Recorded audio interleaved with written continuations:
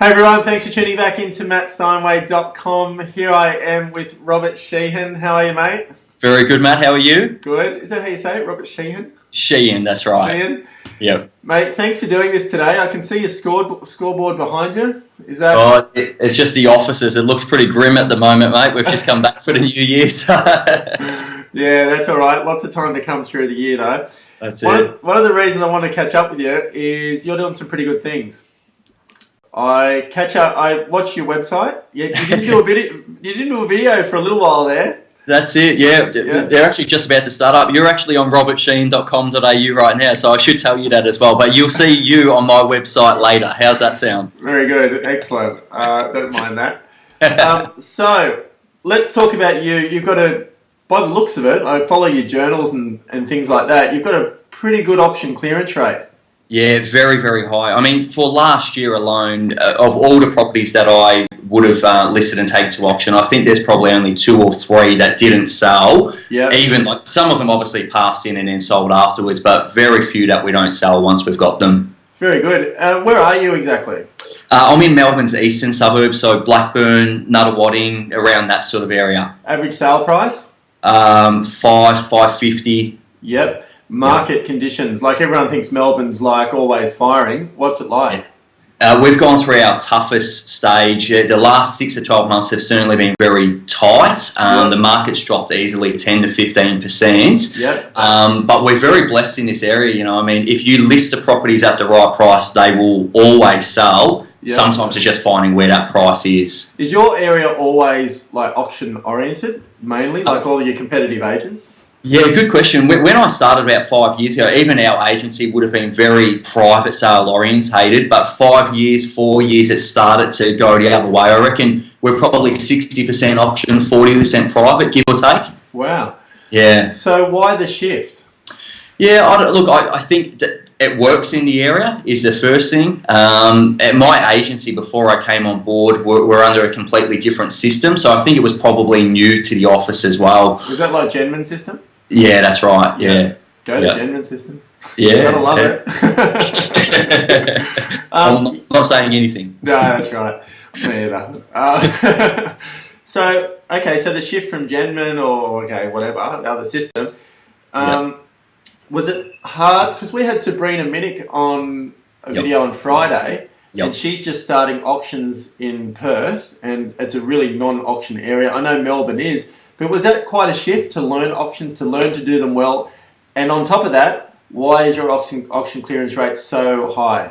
Yeah, two really big parts to that. Yes, I think there was a massive learning curve, and I should also mention about 5 years ago when I got started, I started getting some training and mentoring from James Tossovin, who is from this area. He's sort of 15, 20 minutes inner towards the city, where it's pretty much everything goes to auction. And so I think we've really started to adapt to their system, and it just works. And the second part to your question is, our vendor management at Allen's is phenomenal. Like, I look at the contact that we have with our clients, the reports that they get.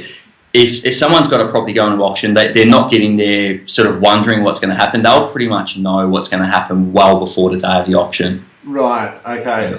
So at the moment, I'm hearing, well, really, regardless of the market and regardless of like the auction process, your vendor management is paramount. Yep. And that's probably one of the key attributes of why you guys are getting them done. There's just no question about it, yep. Right. Is there anything particular you're doing in vendor management that would set you apart from everybody else, or is it just the constant contact and being there?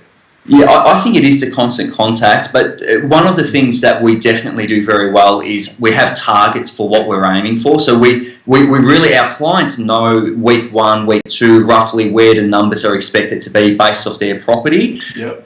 They'll know after the open, when we call them, when we're leaving the property or that afternoon, and they'll say, how did we go? And they'll pretty much know from the number of people through. Yep. And the other one is requests for documentation. You know, we know based off a certain amount going out how many realistic bidders we're going to have on the day, and I don't think we get caught up in the process. It's very black and white, and it's amazing how accurate that is, Matt. Whether it's a little unit or $1 million house, it really is very accurate. It just doesn't change. I was going to say, I probably feel from you, like I've never sold a house through you, but I just would imagine it'd be pretty straight up and down, no games, transparency. And I think sometimes the reservation around auction for people, like in the market, is the games that supposedly go on with it. And I think you'd be similar to myself, where it's just this, you know. It is what it is, you know, and whether it's auction or private, I mean, we also do private as well. I think that comes through in that as well, Matt. But yeah, I think with auction even more so, because it's a defined period of time you're working towards. Yeah. So, and you're doing good things at the moment as well. Like, you're selling lots of houses by the sounds of it. You know? Yeah. Look, last year my numbers were down a little bit. I've just had a bit of a change of a structure. I've actually just brought on a new PA who happens to be my girlfriend. So we're kind of like a husband and wife team, except we're not married. It's kind of like the Danny Grant thing, which was pretty inspiring, and it's just going brilliant. So our systems that we've set up, and we're flying. We had a great last quarter, and we're really sort of getting the new year off to a good start too. So I think this year should be my biggest year. How long have you been in real estate? 5 years. 5 years. So your day, like, how does that look? I know people can look at your journal and stuff like that, which I'm going to talk about at the end, but like your day, tell us about it. How does it look, my day's very, very, very simple. Other than Monday, where I've got a sales meeting between 9 and 12 when it's blocked out, I just I just keep it simple. Mornings are set aside for prospecting, afternoons for appointments, you know. Yep. I know if I'm going into 2 listing appointments every day, or if I'm getting into 8 a week, I know roughly I'm going to be listing two good properties and based off our conversion rate, you know, we will sell a good chunk of them. So I just try and keep it really simple. So do you, with your prospecting, do you work a core area, or do you work just a database? Like, what do you do? Yeah, well, I learned from your system 5 years ago. So I said, hey, boss, I need a core area. So they just gave me a suburb. It wasn't really technical, like 11 or 1,200 homes. It was like, here you go, Rob, here's Nuttawading, off you go. Yeah. So I've prospected that area very much like yourself, where you say you can call a home and they say, well, hey, you might have rang them 20, 30 times. I'm nowhere near that much, but you see the ticks, and what's happening now is people are starting to at least know who I am when I call up and say, hey, it's Rob. So I have a database of CMAs, which is roughly, you know, for anyone wondering, it's probably at about 800 homes, and that's in my core area as well as other suburbs around. Mm-hmm. And my prospecting, you know, last week I made 200 phone calls. That was to my database of people getting CMAs, Christmas cards, and it was just a call to say, hey, how you going? Happy New Year. Is there anything I can do to help? Pretty simple. And how many market opinions would you do a day, or face-to-face? Do you guys do private appointments with buyers? Yeah, look, we do. I mean, open for inspections are really big in Melbourne. I don't know how different it is in your area, but I'd say 95% of our buyers are coming through the opens, and then there's the odd appointments during the week. Depending on the situation, either I'll get them through, or Jeannie, my partner, will get them through. Very rarely would I do more than 2 appraisals. Like 2 listing appointments a day would be rare. Sometimes it might be just a market opinion, 1 good solid listing. Yeah, that would be a good day. So why would people use Robert Sheahan to sell their house? Like, what would you say your difference is in somebody's home? Yeah. I think that there's a level of energy there that people just they can see, and I am straight down the line. I'll tell them what I think, whether it's good or bad, and I get a listing or miss it because of it. And I think people really like that. I've never, from day one, I've never pretended to be anyone I'm not. When I walk into someone's house, what they see is what they get, for better or worse. And now, why does someone list with me? I've had contact with people where you'll go into a door and they say, look, you've been in touch for 3-4 years. We see you're pretty enthusiastic and pretty hungry. And that might just tip the scales. But yeah, I've got some pretty good competitors around here, so it's never easy. You know, it's never easy. For sure. But how good is that? I mean, you know, you're doing good numbers, selling lots of houses. You're building a great profile.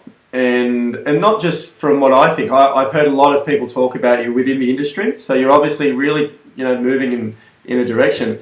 But the reason I ask you why would people list with you is I think sometimes we overcomplicate it. Yep. And just your structure around keeping in touch, building a not profile, but building some consistency around a connection with people. Yep. Then that seems to be your biggest strength.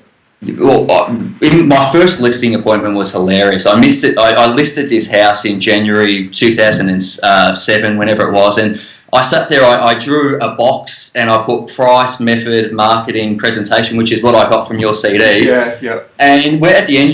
I said, "Are you happy to put me to work?" And she said, "Yes." And I was like, "Oh, I don't really know how to fill this authority out." So we did it together, and you know what I mean. And it was great. You know, we ended up getting it sold, and it's just keeping it simple. You know, I think where I've gone off track is when coming up with all these new ideas and doing all this stuff. I don't know if it's the same for you, Matt. And you might actually have a really good thing going, but sometimes you just need to stick with it. And you see young guys get into the game and they do it for 6, 12 months and it's not happening. It's not actually that it's not happening. It's just that they haven't given it time to actually manifest and actually start, coming into fruition. And that's something that I've learned as well, the hard way, you know. How long did it take you, Rob, to get some traction? Yeah, I had a boom. My first year, I killed it. You know, I did over 300 gross fees without knowing the area or knowing what I was doing, for that matter. And year 2, year 3 were really tough because I really sort of stepped back from that number. Year 3 to year 4, I just started to relax a little bit and just let it come and forget about the numbers. You know, it's good to have numbers to target, but sometimes you just got to do the process. Just do what you're doing. One of the problems. So 3 to 4 years is the simple answer. Right, yeah. And it sounds like this year it's sort of coming together, and it sounds like you've got some thrust going on behind your business, and this year you're going to go pretty good. I think so. Yeah, for sure. That's good. Yeah. A tip for we're going to wrap this up, but you got a tip for any young agent, or really any agent that seems to be going through a bit of a flat spot? Yeah, for sure. Prospecting intensity, it's the number one thing. People get into this job and they might make a few calls here and there. I've sat in with James Tosterman and he's got the phone, he's dialing the numbers, he hangs up, he's dialing the next one, and that level of intensity. When I first started under the old system that we were under, I had to make 200 calls in a day, and I only done that a couple of times in my career. And the calls were terrible because it was like, "Hi, Matt, it's Rob." I stopped laughing. Anything you're selling? No, see you later. Bye, and hang up. And it was hilarious. More about the number. Yeah. That's it. So it wasn't really great, but it's simple. Lee Woodward gave me an idea of having a seller bank, 80 people who are thinking of selling in the next 6 to 12 months. If you're in touch with them between 9 to 12 times, that's calls, text messages, cards, all that, CMAs, of course. You're going to be listing 3 to 4 properties a month. You cannot get any more simple than that. Just have a list, work the list, and I think if you're starting out, that's a great way to get started. Awesome. Now, can you ask the question of the day?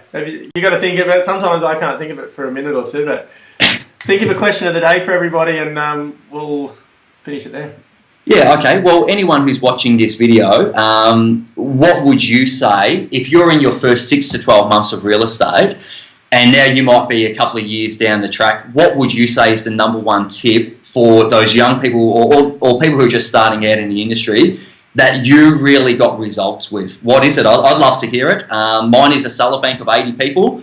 Are there any other tips out there? Fantastic. Love it. Now, your website, robertsheahan.com.au? That's it, robertsheahan.com.au, and check it out. There's something really cool going on there called Mission 52 this year. I'm going to do 52 things outside of real estate, one a week, just to sort of show, work hard but work harder. That's my motto this year, so keep an eye on it, Matt. Fantastic, mate. Thanks so much, Rob. Awesome, Matt. Thanks a lot. See you, bud. See you, mate.